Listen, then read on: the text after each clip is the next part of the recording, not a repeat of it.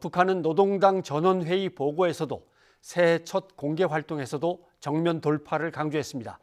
2020년 한반도 정세는 과연 어떻게 흘러갈 것인지 조한범 통일연구원 선임연구위원과 함께 얘기를 나눠보겠습니다. 어서 오십시오. 예, 안녕하세요. 전원회의가 상당히 길게 이례적으로 진행이 됐기 때문에 상당히 센 신년사가 나올 모양이다 이렇게 생각했는데 신년사가 아예 나오지 않았습니다.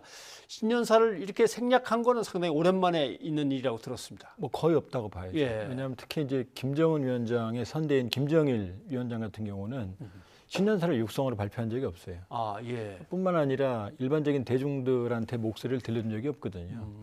근데 김 위원장은 2011년 12월에 이제 아버지가 죽고 나서 예. 그 다음에는 이제 그 이전대로, 그러니까 김정일 시기에는 그러니까 북한의 3개 기관지 당보, 군보, 청년보의 1월 1일 날 공동 사설 형태로 신년사가 나왔거든요. 네. 그러니까 2012년은 준비가 안 됐으니까 그때는 이제 동일한 방식으로 나왔고 2013년부터는 매년 육성으로 발표를 했습니다. 그리고 특히 올해 같은 경우는 양복을 입고 자기 집무실에서 앉아서 발표하는 파격적인 모습을 보여줬거든요. 예. 그러니까 김 위원장은 신년사를 소위 자신의 이미지 정치에 아주 효과적으로 활용할 인물이거든요. 그런데 이번에는 없었던 거죠. 예. 그리고 북한 역사를 통틀어서도 신년사가 아예 없었던 적은 거의 없다고 봐야 됩니다. 그렇게 본다 그러면 이 상황은 김 위원장의 현 그 위기 예. 국면, 즉 연말셈법이라고 하는 연말시행이 지났고 또 지금 새로운 길로 가야 되는데 그것도 마땅치 않거든요. 예. 그렇기 때문에 상당히 어렵고 위기에 처한 비상시국이라는 점. 그다음에 신년사는 대체로 보면은 전년도에 대한 경제 평가가 주를 이루거든요. 아, 예. 그래서 지금 내세울 게 없어요. 그리고 올해가 이제 경제발전 5개년 전략의 미래 목표를 제시해야 되는데 예. 그것도 달성할 방도가 없거든요. 그러니까 여러 가지 비상시국에서 신년사를 우회하는 방안을 채택했다 이렇게 봐야겠죠. 우회. 예. 알겠습니다.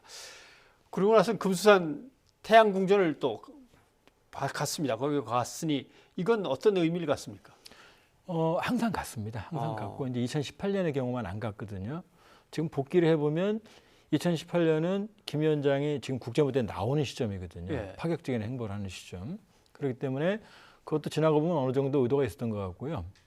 근데 지금 이번에 금수산 태양궁전을 간 건 원래 이제 1월 1일 날 넘어오는 그 새벽에 가는 경우가 많은데 이번의 경우에 이제 전원회의가 길어졌기 때문에 그런 측면도 있고 또 하나 이제 김 위원장이 이번에 지금 사실은 당 전원회의 결정문을 채택했다고 그러는데 예. 결정문 전문도 지금 안 나왔어요. 안 나오고. 그냥 예. 보도문만 나왔거든요.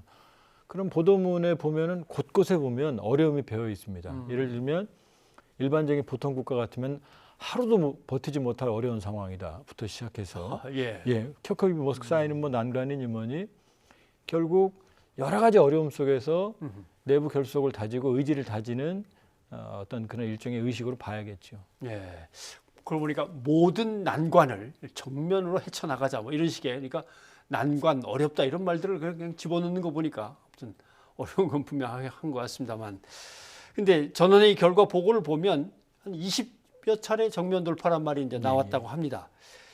분명히 어떤 의지는 이거는 당장은 뭐 미국이 우리 말을 들어줄 리가 없을 것 같고 다들 허리띠 졸라매고 아마 단단하게 맘먹고 가야겠다 이런 뜻이 되겠죠.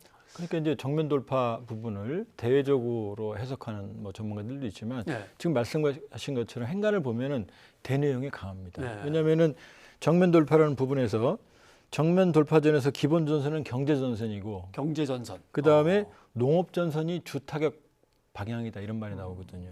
그러니까 이 얘기가 보면 결국 내부의 어려움.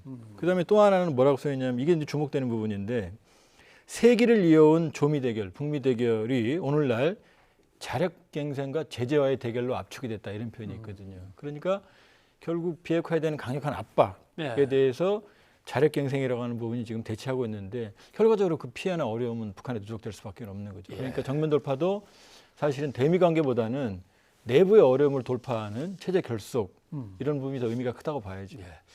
말씀하신 대로 경제가 이제 중요하다고 제시를 하면서 거기에다 농업을 대비시키니까 자칫하면 굶을 수도 있으니 아마 단단히 맘먹어라 이런 뜻으로 들리기도 하고요. 그러니까 이 공동 보도문이 보면은요 상당히 혼란스러워요. 왜냐하면은 어느 부분에 보면은 지금 전례 없는 대풍이다.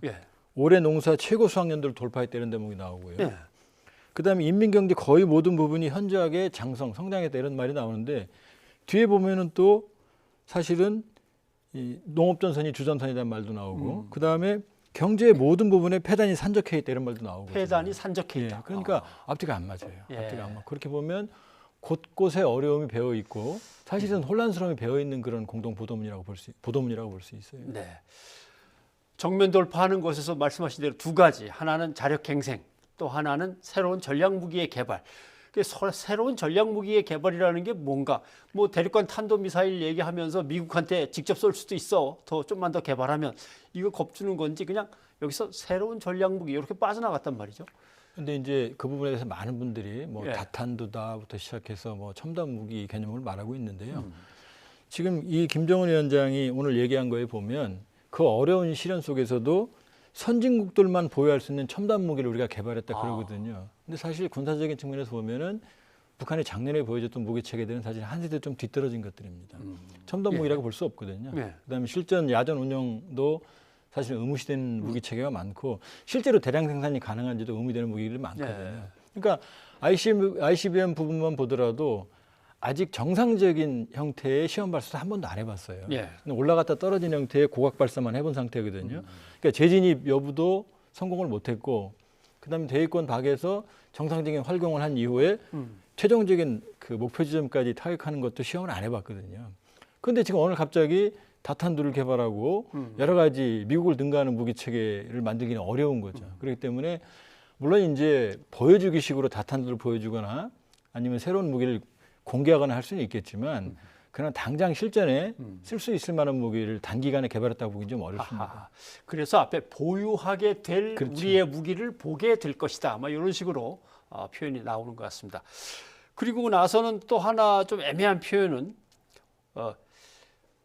뭔가 이렇게 명시적으로 ICBM이라는 걸 딱 못 박지 않은 거는 판을 깨고 싶지는 않다 이런 뜻도 담겨 있는 겁니까? 그러니까 이제 지금 톤은 강하게 미국을 비난했지만요. 예. 크게 보면 이제 비난하는 뭐 충격적인 실제 행동 아니면 새로운 전략 무기 뭐 이런 부분을 보면은 김정은 위원장이 트럼프 대통령이 거는 레드라인, 예. ICBM이나 이런 부분에 도발을 할 것 같지만 자세히 들여다보면은 상당히 고민하는 적이 많아요. 예를 들면 미국의 적대시 정책이 지속되는 한 비핵화는 없을 것이다. 그다음에 적대시 정책, 그다음에 평화 정책 공고하고도 항구적인 평화 정착이 되기 전까지는 전략무기를 개발하겠다. 이런 표현들이 많이 나오거든요. 그렇기 때문에 실제로 보면은 어떻게 보면은 지난 연말까지의 데드라인을 좀 더 연장했다고 볼 수 있습니다. 예. 그러니까 곳곳에 미국이 새로운 셈법, 그러니까 시간 끌기 한다는 얘기는 뭐냐면 결국 새로운 셈법을 가지고 나오면 대화를 할 수 있다는 얘기거든요. 예. 그러니까 상당 부분 단기적으로 조만간 과격한, 그러니까 트럼프 대통령이 지금 레드라인이라고 선언한 ICBM이나 핵 쪽으로 고강도 도발은 하지는 않을 것 같습니다. 그러나 예. 이미 새로운 길을 얘기했기 때문에 뭔가는 자신들이 화가 났다는 어떤 행동은 실제로 할 수 있죠. 예. 미국이 조선을 적대시하는 정책을 끝까지 포기하지 않는다면 이렇게 그렇죠. 조건을 한이죠. 단 예, 것이 예, 예. 아직은 대화할 시간이 조금 더 있으니까 그럼요. 그러니까 미국 쪽에서도 그런 부분에 방점을 둔 분석이 나오고 있습니다. 새로운 대화의 새로운 외교의 각도라. 여지는 남겨놨다는 거죠. 예. 트럼프 대통령도 또 그 비슷한 표현들을 썼습니다. 그 사람 나하고 싱가포르에서 분명히 비핵화에 사인한 사람이고 아마도 약속을 지키는 사람일 것이라고 나는 생각한다. 이 얘기는 엉뚱한 생각하지 말라라는 얘기도 되고 아직도 대화는 좀 더 할 여지는 남아있다 이런 뜻도 되는 겁니까? 두 가지를 지금 사실은 이제 대화분만 보이는데요. 지금 지난 연말은 사실은 조금 위험했다고 봐야 됩니다. 예. 왜냐하면 미국의 정찰기들이 4대가 동시에 떠 있었다는 얘기, 그것도 위치 식별 장치를 보통 군용기들은 끄거든요. 예. 근데 일부러 켜놨다는 얘기는 미국이 다 보고 있다는 얘기를 하는 거거든요. 다 보고 있으면 지금 북한이 바로 즉각적인 ICBM이나 IRBM을 발사할 수 있는 시스템은 안 돼 있거든요. 그러니까 이동하는 텔이라고 하는 이동식 발사대도 시간이 많이 걸리거든요. 그러니까 미국이 맘먹으면 그 지문을 포착하고 선제 타격도 할 수 있거든요. 예. 그러니까 실제로 그런 행동을 할지 안 할지 여부는 모르지만 그러나 그건 명백한 경고입니다. 그 지금도 뭐 거의 계속 떠 있거든요. 그 얘기는 뭐냐면 한쪽에서는 군사적인 그리고 미국의 매우 고가의 정찰 자산들이 지금 근처에 와 있거든요. 예. 그 얘기는 한쪽으로는 군사적인 압박을 하면서 한쪽으로는 아직 외교의 공간을 열어놓고 그리고 지금 트럼프 대통령은 지금 대선에 가 있기 때문에 가장 중요한 건 자기 정치적 이해관계, 예. ICBM 발사와 핵실험 중단, 모라토리움 그렇죠. 예. 이걸 지키길 지금 바라고 있는 거죠. 하긴 트럼프 대통령의 가장 큰 업적이라고 하면 그 중에 하나가 북한에게 ICBM을 일단 중단시켜 놓은 거, 유보시킨 거, 뭐 이런 것들을 받아낸 거는 상당히 치적으로 지금 자기는 자랑하고 있는데 그걸 확 깨면 또 이건 또 김정은과 트럼프 간의 신뢰관계가 완전히 또 깨질 수도 있는 거겠군요. 그건 이제 김 위원장도 딜레마입니다. 왜냐하면 미국에서 김 위원장하고 협상을 할 수 있는 협상을 가장 원하는 사람, 예. 그다음에 협상에 가장 좋은 상대는 트럼프 대통령이거든요.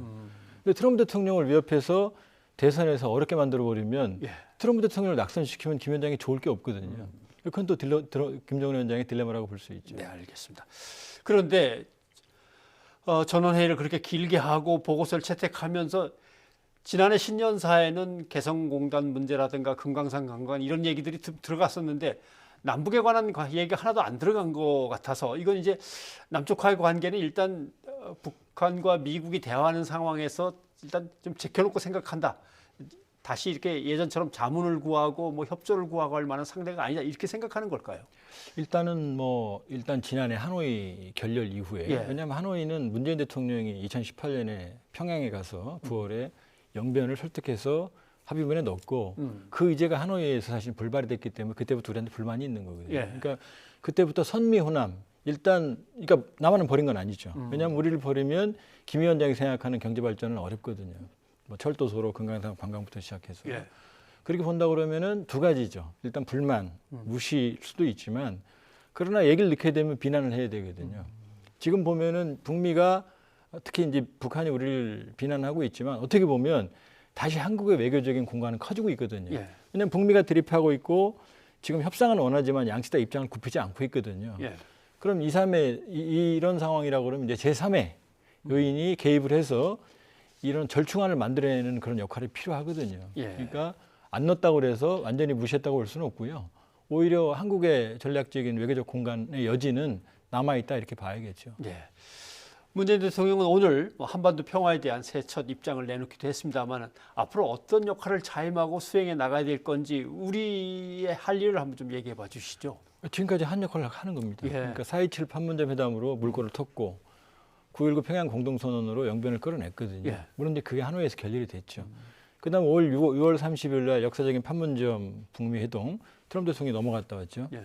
그것도 사실은 문재인 대통령이 트럼프 대통령을 서울로 오라고 해서 된 거거든요. 그렇기 때문에 아직 가시적인 성과는 없지만 예. 아직 역할은 있다. 그리고 지금이야말로 우리가 할 수 있는 입지가 커졌기 때문에 예. 사실은 저는 수단과 방법을 가리지 말고 양쪽을 견인해 낸다고 봅니다. 예. 그러니까 고위급 특사도 필요하고 아니면 뭐 정상회담 할 수도 있는 거고요. 파격적으로 다시 트럼프 대통령을 만날 수도 있는 거고.